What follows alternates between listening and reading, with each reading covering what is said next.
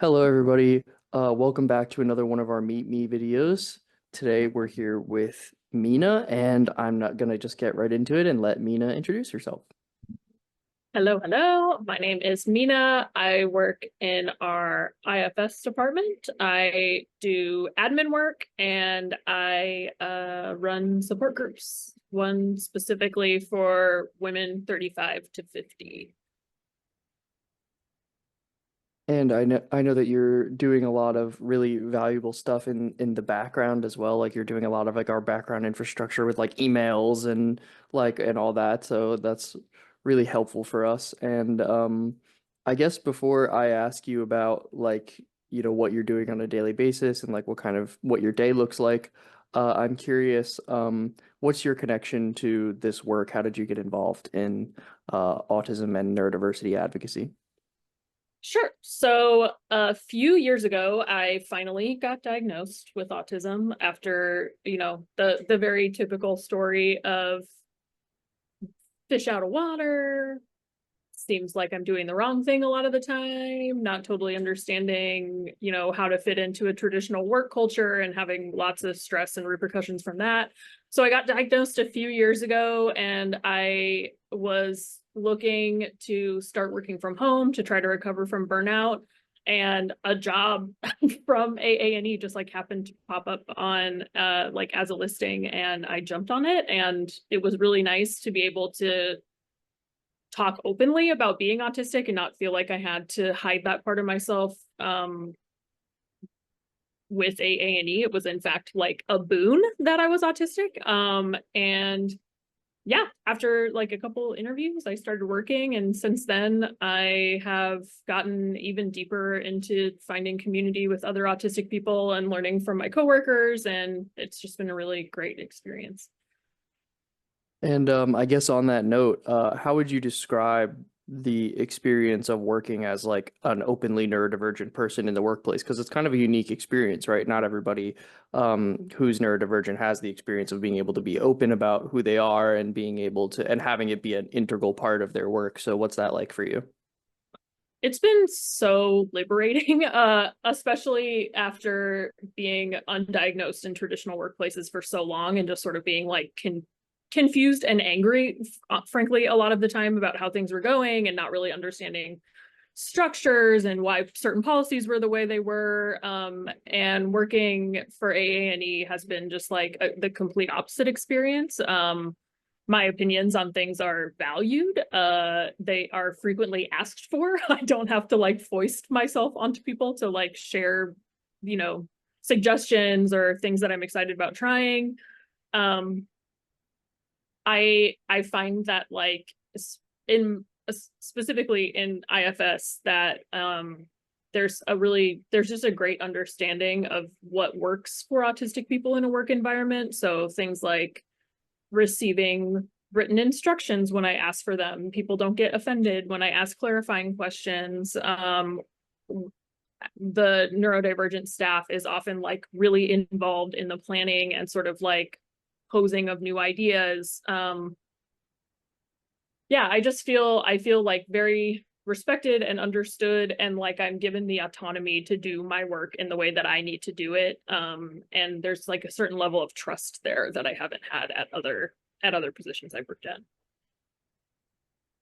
Yeah, so switching gears a little bit, now I just want to ask you about what does a typical day look like for you, and what are your like general day-to-day responsibilities? Like what are some of the major areas that you cover? Sure.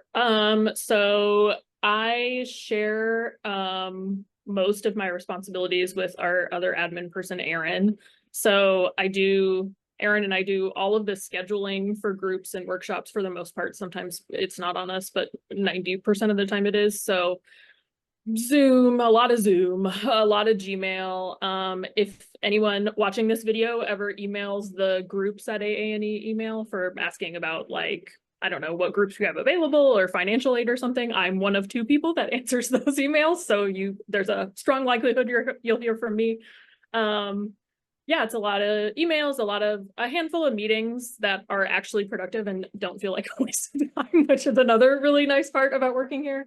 Um, I'm the yeah, I don't I yeah, and then running the support group as well, and sometimes doing like tech support for different workshops or webinars and stuff we have, and we're working on a new presentation now about receiving or obtaining a diagnosis, and so doing some work on that currently too.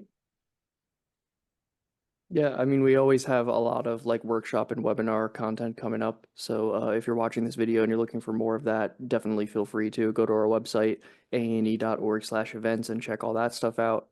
Um, One thing that you mentioned a moment ago is that you're one of two people who receives the financial assistance emails. And I was wondering if you could talk a little bit about like what AANE's policy about financial assistance is and what that process kind of looks like a little bit, because I think that just from doing INR calls and talking to people that we get so many questions about it, and there's not always a lot of people who actually have all the information. So I was wondering if you could share a little bit about that. Totally, totally. Yeah, I think it comes with like a lot of anxiety a lot of the time too, right? And it is the way that we handle financial aid is like not anxiety inducing at all. So we don't require any like paperwork. You don't have to prove anything to get the financial assistance that you need to obtain or to attend like any of our groups, workshops, symposiums, anything like that. All you have to do is send an email to sometimes it's events@aane.org, but it'll say on the online listing if that's the case. But like 90% of the time, you just send an email to groups@aane.org with the full title and at least the starting date of the group or the workshop that you want to join, and just request financial aid and we'll take it from there. We usually have a variety of different price points we can offer people. So like 25, 50, 75% off or free. And again, we don't ask for like any, employment or income verification or anything like that. We trust all of you to know what you can afford, and we really just want to encourage people to participate. So if you are wanting to participate, but there is a financial obstacle, totally get that. Been there and still am there a lot of the time. Please don't feel anxious to email us at all. We get tons of emails asking for financial aid every day, and we are more than happy to give it to you. I just think it's such an important question to ask. The thing that I always say to people is that we don't want finances to be a barrier to entry for our content. We want people to be able to access that and get access to the services, because our primary goal is to be providing services to people who are in need of them. So um Totally. And like even piggybacking off of like talking about struggling in the workplace and stuff prior, and now I work part-time because that works better for my brain. Like I'm in the same boat. So like there is no judgment coming from me at all. And really like autism can often make things difficult. Like financially affording support should not be one of them. And I'm really happy that it's not an issue for us here at AANE. Absolutely. So thank you for clearing that up and talking about that a bit, because I think it can be challenging to navigate for some people who are just getting involved in our services. So thank you for that. Um, I guess I have one more question for you, which is just, and you talked about it a little bit already, but I really want people to know kind of like what our internal culture looks like and how it feels to work here, and what people's motivations are for being here. So I guess talking about what's your experience with the culture here at A&E, and how do you feel you fit into it? Yeah, sure. I generally feel like the work culture is like uniquely supportive of anywhere that I've worked before. And not just in the sense that like there's some, oh, we're so proud of you for whatever. We have really in-depth discussions about things, and often about like sensitive topics, and everyone really handles those things with care, and really listens to the neurodivergent adults that we have on staff about their experiences and what's worked for them, what hasn't worked for them. A lot of the sort of more clinical stuff that we deal with, we approach it from like a collaborative kind of angle. So it's not just you fending for yourself against, perhaps like a really crappy situation someone's in, you can always ask for help, you can ask for feedback.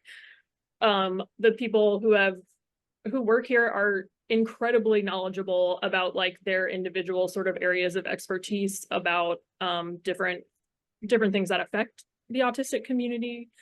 Um, and generally, I just felt really welcomed into the autistic community and otherwise neurodivergent community at AANE. There was no like gatekeeping. I was a little worried that as a late and recently diagnosed person that there would be sort of like, I don't know, some kind of like clicky thing happening or whatever, and that didn't happen at all. Everyone was just like so excited. They were really congratulatory for me about getting my diagnosis. It was just like immediately I was sort of like brought into the culture and trusted as someone who could speak to their own experience, which is truly not something that I experience a lot of other places. So that's really, really nice. But yeah, generally I feel like it's actually a collaborative workplace. I've worked for a lot of other places that say they're collaborative but are not.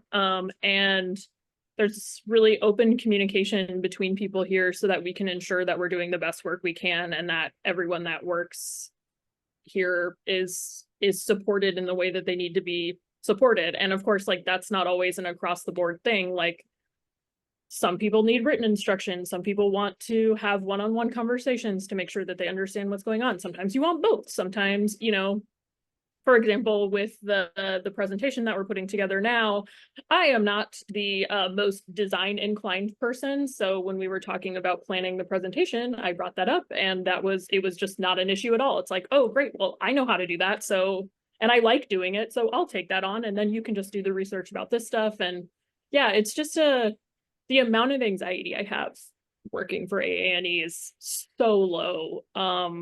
It's been really like immensely helpful in recovering from burnout post getting my diagnosis. And I genuinely look forward to being, at work. Working from home is also really nice. Yeah, I just feel like the expectations of me are really clear. I get feedback often so that I'm not sort of like hanging out in the dark wondering if I'm doing a good job or a bad job or if I mess something up. And it's just a very, we work together really, really well, I think. Well, I think I speak for everybody when I say that we're very happy to have you on the team here. And I just want to say thank you so much for taking the time to do this and answering questions. And thank you to everybody for watching, and look out for the next video. Yeah, thanks so much. Thanks for having me.